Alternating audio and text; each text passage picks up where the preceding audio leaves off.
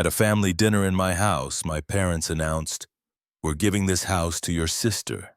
So I gave them 24 hours to pack up. The morning sun was streaming through the kitchen windows of my Victorian townhouse in Georgetown when my life turned upside down. I was making my signature cinnamon French toast, the recipe my grandmother had taught me in this very kitchen, when I heard my mother's voice echo from the living room. "Delaney, sweetheart, could you come in here for a moment?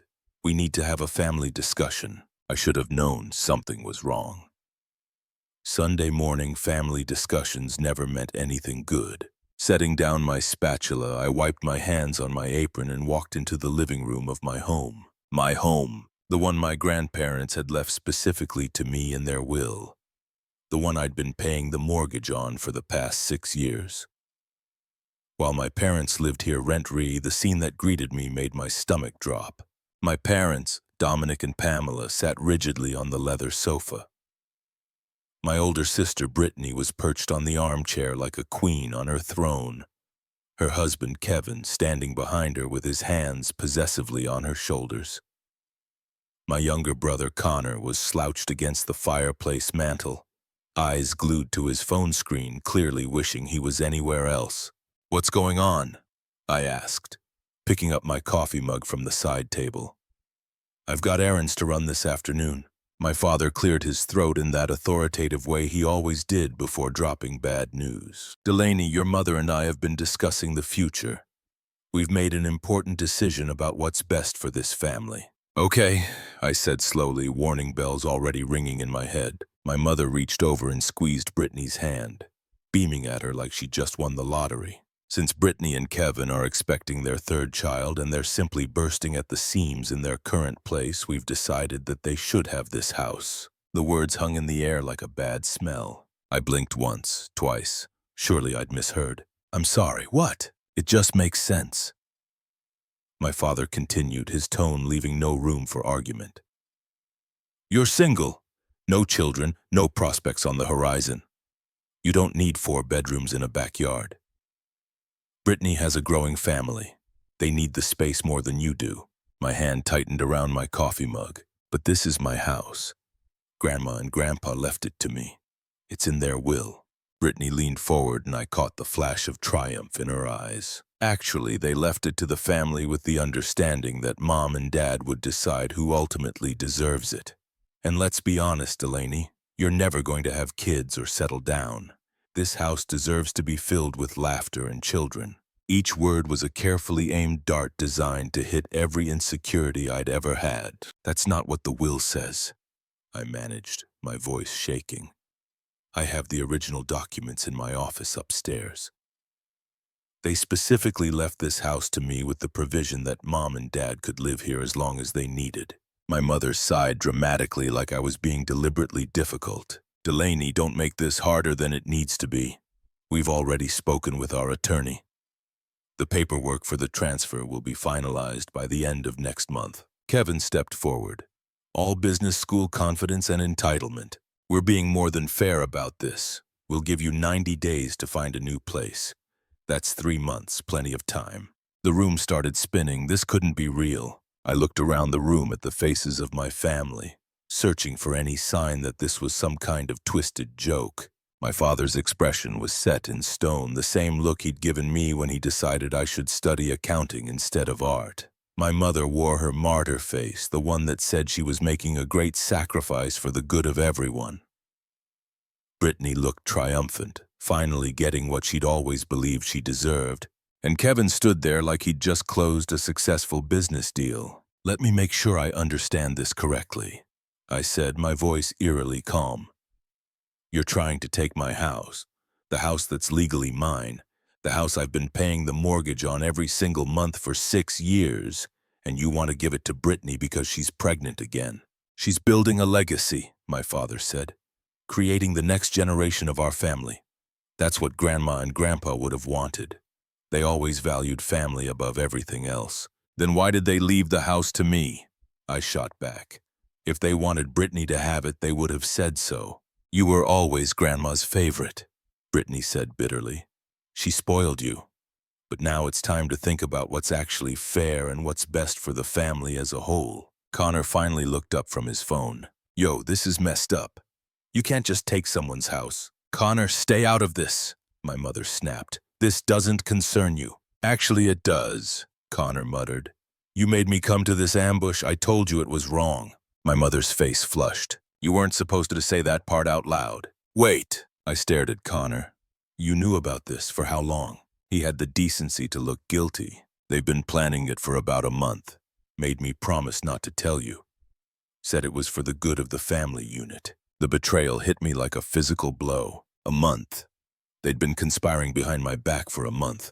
Show me the paperwork, I demanded, turning back to my parents. Show me where it says you have the right to take my house and give it to Brittany. My father's jaw tightened. We don't need to show you anything. The decision has been made. Your mother and I are the heads of this household, and you will respect our authority. The heads of my household? I laughed, but there was no humor in it. You're living in my house, Dominic. I pay the mortgage. I pay the property taxes. I pay the utilities. You contribute nothing. We raised you, my mother said, her voice rising. We fed you, clothed you, put a roof over your head for 18 years. This is the least you can do for your sister. The least I can do? My voice cracked. I've been letting you live here rent-free for 6 years. Do you have any idea how much money that is? Kevin cleared his throat. Our attorney says we have a strong case based on family intention and the ambiguous nature of generational property transfers. The courts tend to favor families with children. Your attorney is lying to you, I said flatly. Or you're lying to me because there is nothing ambiguous about my grandparents' will. It's crystal clear. Brittany stood up, smoothing down her maternity dress. Delaney, why are you being so selfish about this? We have 2 kids already and another on the way. Little Hayden and Sophia need a yard to play in. They need a house with character and history. You just need a place to come home to after work. You could get a nice modern condo downtown closer to your office. It would be so much more convenient for your lifestyle. My lifestyle? I repeated. You mean my sad, lonely, childless lifestyle? I didn't say that. You didn't have to. I looked at each of them in turn. My parents, who'd always made it clear that Brittany was the golden child, my sister, who'd never heard the word no in her entire privileged life. Kevin, who saw everything as a transaction, and Connor, who'd chosen self-preservation over warning me. You know what? I said quietly. The room went silent. You all have 24 hours to get out of my house. The silence that followed my ultimatum was deafening. For a moment, nobody moved. Then my mother let out a sharp, disbelieving laugh. You can't be serious. I have never been more serious in my entire life, I replied, my voice steady despite the adrenaline coursing through my veins. This is my house. I have the deed. I have the will. I have 6 years of mortgage payments in my name. You have exactly 24 hours to leave. My father rose to his feet, his face turning an alarming shade of red. Now you listen to me, young lady. No, you listen to me for once. I cut him off. Years of pent-up frustration finally breaking free. I have supported you both for 6 years. I never once complained about you living here rent-free while I paid every single bill. I never said a word when you took over the master bedroom that was supposed to be mine. I kept quiet when you turned Grandma's sewing room into your personal office. But this, trying to steal my house and hand it over to Brittany like I'm nothing, that crosses every single line. Brittany jumped up, her face contorted with anger. You can't kick Mom and Dad out.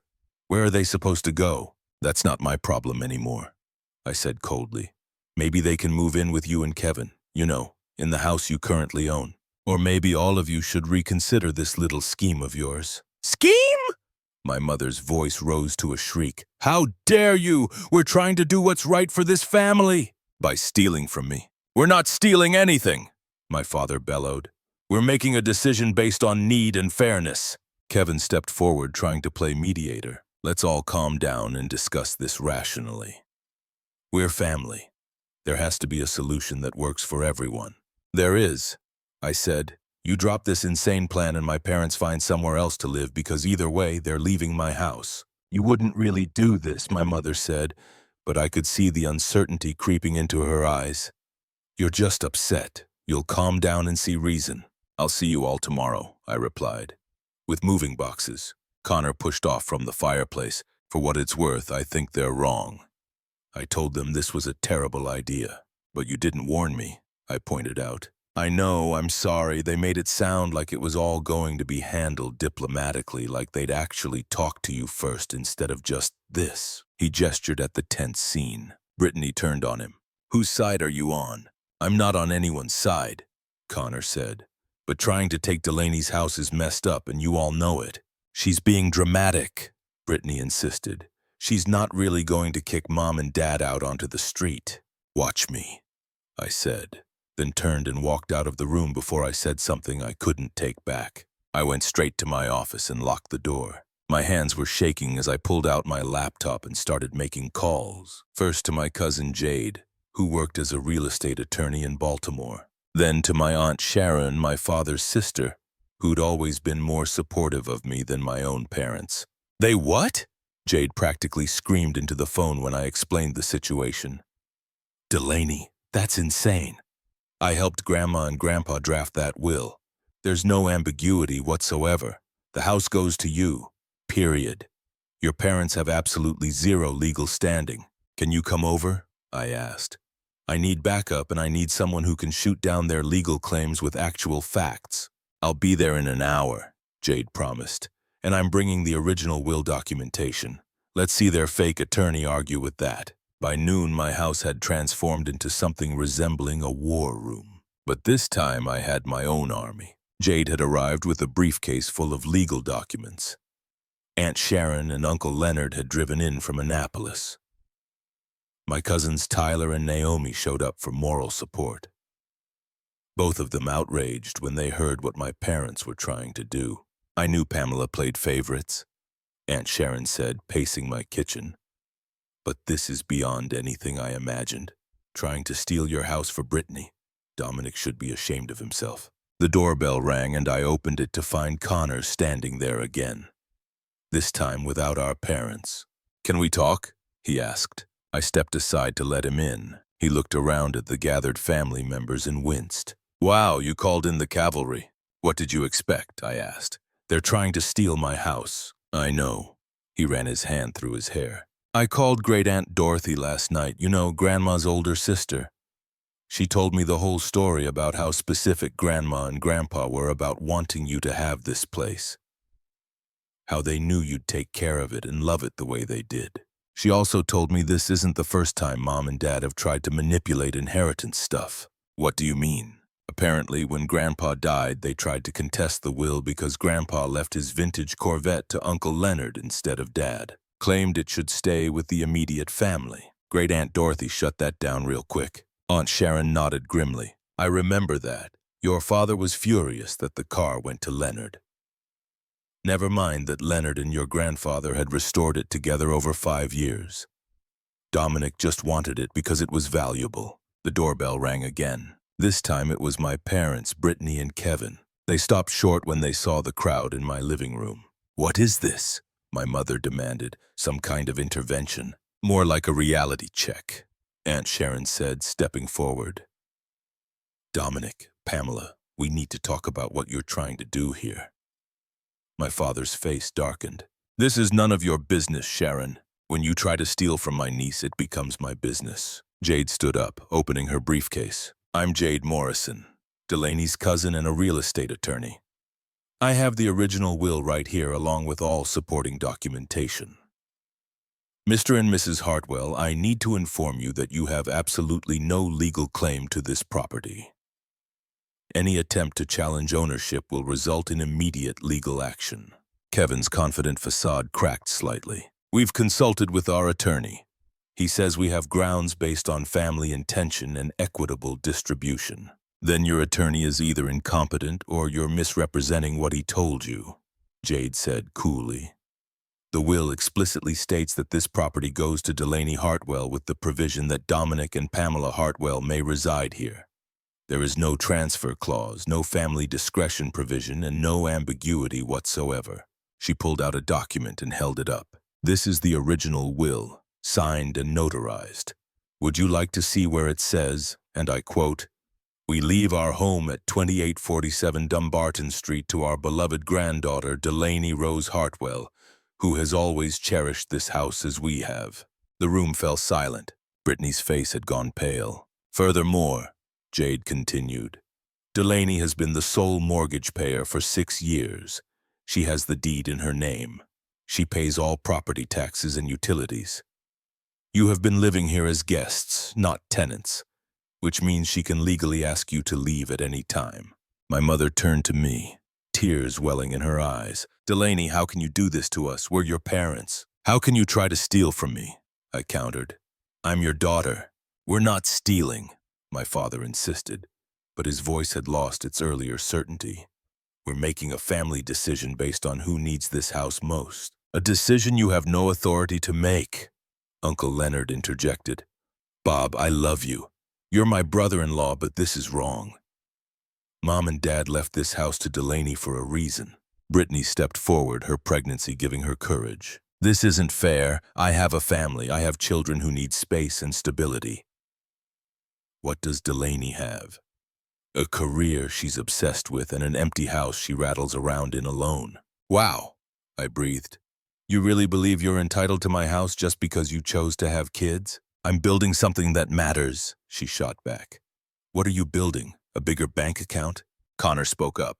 "Brittany, shut up. Seriously, you're making this worse. Don't tell me to shut up." "No, he's right," Aunt Sharon interrupted. "Brittany, your jealousy is showing and it's ugly. Your grandparents left the house to Delaney. Accept it and move on." The argument was spiraling, voices rising over each other when Tyler suddenly held up his hands. Wait, I have a question for Bob and Pamela." Everyone turned to look at him. "If you're so concerned about what's fair and what's best for the family," Tyler said, "why haven't you been paying Delaney rent or contributing to the mortgage or covering any of the utilities?" My father bristled. "That was never part of the arrangement." "Actually," I said slowly, a memory surfacing, "when Grandma and Grandpa left you the option to live here, they specifically mentioned in a letter to me that they expected you to contribute financially. They said they didn't want me to be burdened with your care." My mother's face went white. They never said that." "I have the letter upstairs," I said. "Jade, is that relevant?" "Very," Jade said, making a note. "It establishes expectation of financial contribution." Naomi was looking at something on her phone. "Aunt Pamela, Uncle Dominic, didn't you guys just buy a new Audi last year? And didn't you go to Hawaii for 2 weeks last summer?" Uncomfortable silence. "How exactly were you affording that while claiming you couldn't contribute to household expenses?" Naomi pressed. Connor's eyes widened. "Oh my God, you've been saving money, haven't you? All this time Delaney's been covering everything. You've been just saving everything." Our parents exchanged a look that told me everything. "How much?" I asked quietly. "How much have you saved while living in my house, Rentré?" "That's none of your business," my father said. "Actually it is," Jade interjected. "If you've been living here under false pretenses." "Almost 400,000, Connor blurted out. "I saw the bank statement on Dad's desk last week. They have $387,000 in their retirement account." The room exploded. "You have almost $400,000 saved," I said, my voice dangerously quiet. "And you are going to kick me out of my own house?" "We deserve a comfortable retirement," my mother cried. "We worked hard our whole lives." On my dime, I shouted back. "Do you have any idea how much money I could have saved if you'd been paying even a quarter of the expenses? I could have renovated the kitchen. I could have taken vacations. I could have saved for my own future. Instead, I've been supporting you while you hoarded money for yourselves." Brittany looked stricken. "Mom, Dad, you told us you were struggling. You said you couldn't afford to help us with childcare because money was tight." "We are not having this conversation here," my father said. "Oh, we're definitely having this conversation," Aunt Sharon said. "Dominic, you lied to your daughters. You've been living off Delaney while saving hundreds of thousands of dollars, and now you're trying to steal her house." "What happened to you?" Kevin had gone quiet, his lawyer brain clearly working through the implications. Pamela Dominic, did your attorney actually say you had a case, or did you just assume you did? More silence. You never talked to an attorney, did you? Jade said. You just thought you could bully Delaney into giving up her house. We are her parents, my mother said, but she sounded defeated. She should respect us. Respect is earned, I said, and you lost mine the moment you decided to steal from me. Brittany was crying now, but I couldn't tell if it was manipulation or genuine distress. I can't believe you're doing this to us. We're family. Family doesn't steal from each other, Connor said firmly. Mom, Dad, what you're doing is wrong. If you can't see that, I don't know what to tell you. Connor, my mother started. No, I'm done being in the middle of this. Delaney is right. You need to leave. Uncle Leonard stepped forward. Sharon and I can offer you our guest house temporarily while you figure out your next steps.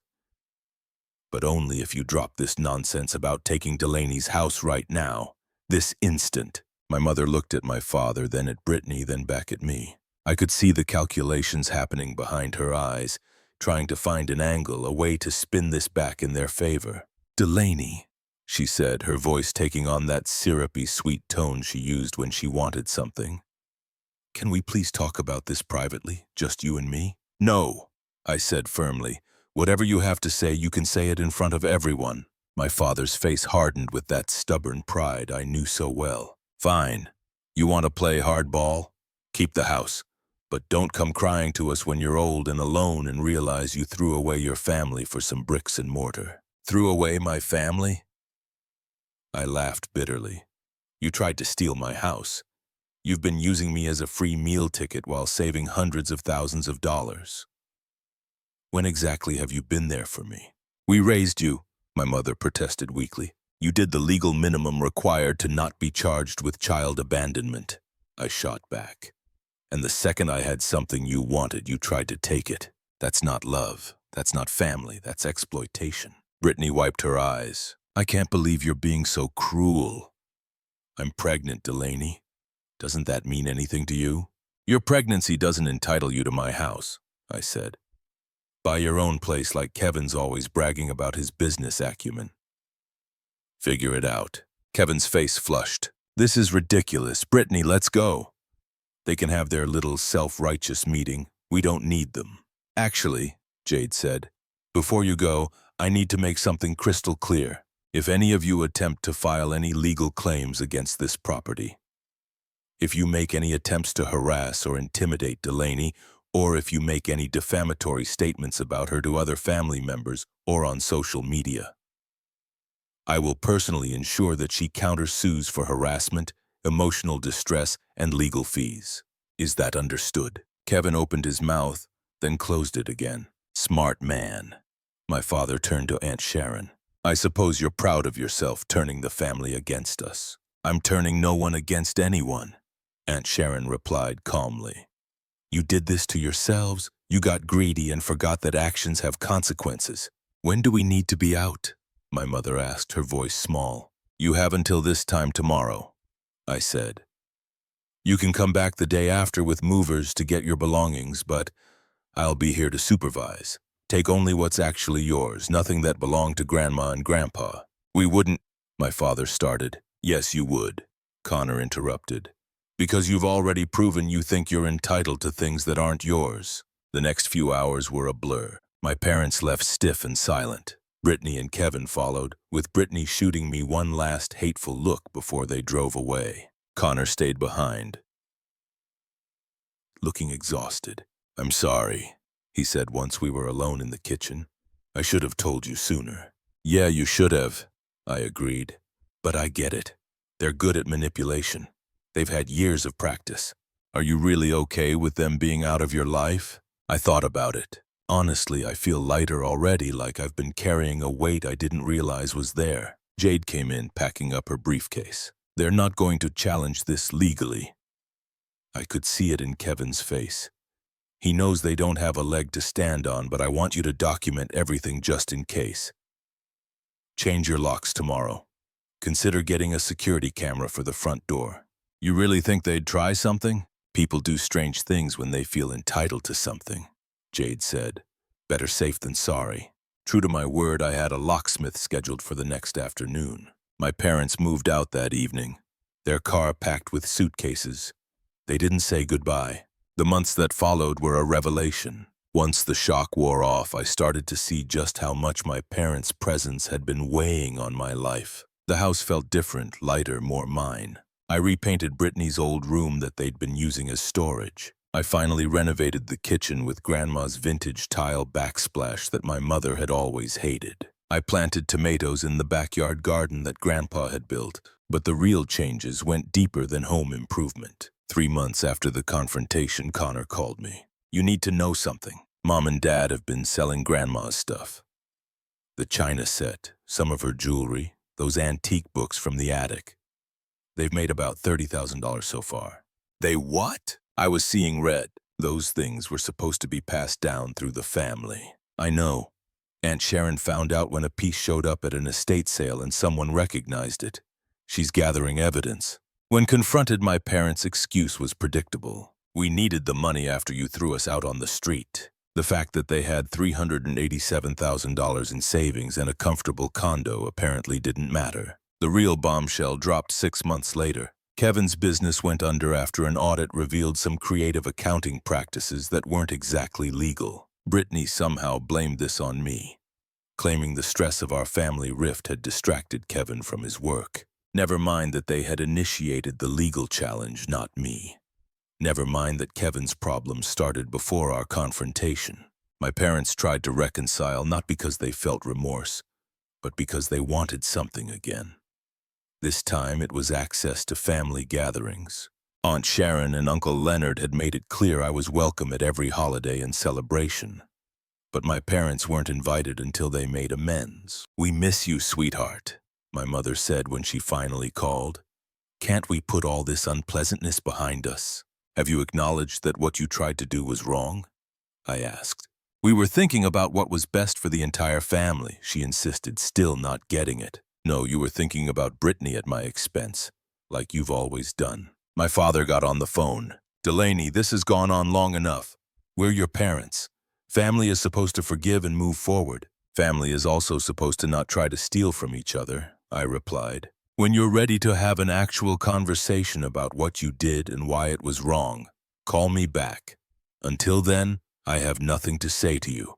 I never got that call, but what I did get was something better. Connor and I became genuinely close, bonded by our shared experience of being scapegoated by our parents. Aunt Sharon and Uncle Leonard became the parental figures I'd always needed. Jade and I had dinner every week. Tyler and Naomi were regular fixtures at my house for game nights and barbecues. I even started dating someone I met through work, a genuine, kind man named Andrew, who thought my decision to stand up to my family showed strength, not cruelty. One evening, as I was hosting a dinner party in my beautiful dining room, surrounded by the family I'd chosen rather than the one I'd been born into, I looked around and felt complete peace. The table was set with Grandma's good china, the pieces my mother hadn't managed to sell. The walls held photos of people who actually loved and respected me. The house was filled with laughter and warmth. Connor raised his glass. "To Delaney for teaching us all that sometimes the bravest thing you can do is say no. And to Grandma and Grandpa," Jade added, who knew exactly who should have this house. As everyone clinked glasses, I thought about that terrible Sunday morning when my world had turned upside down. I'd thought I was losing my family. Instead, I discovered who my real family was. Sometimes giving someone 24 hours to leave isn't cruel. It's self-preservation. Sometimes standing your ground isn't selfish, it's survival. And sometimes the family you build is stronger than the family you're born into. My parents still live in their condo, funded by their substantial savings and the money they made selling family heirlooms that weren't theirs to sell. Brittany and Kevin struggled financially after his business failed, but eventually bounced back. They bought a modest house in the suburbs, smaller than mine, I'll admit, but theirs. I stayed in my Georgetown townhouse, the one my grandparents knew I would love and protect. Every time I walk through the door, I remember their faces, their love, and their trust in me. And I know I made the right choice. Because at the end of the day, this house isn't just about bricks and mortar. It's about respect, integrity, and knowing your worth. It's about understanding that love without boundaries isn't love. It's exploitation. And I refuse to be exploited anymore. So yeah, I gave my parents 24 hours to leave my house. And I'd do it again in a heartbeat.